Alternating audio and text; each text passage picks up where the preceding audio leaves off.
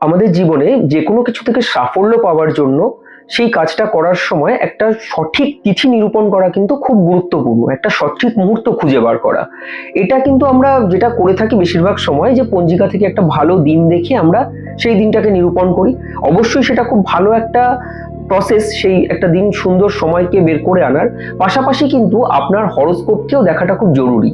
অর্থাৎ সেই যে নির্দিষ্ট দিন, সেই দিনটাতে কোন নক্ষত্র থাকছে এবং সেই নক্ষত্রের অধিপতি গ্রহ আপনার হরোস্কোপে কি অবস্থায় আছে সেটা দেখাটা কিন্তু খুব জরুরি।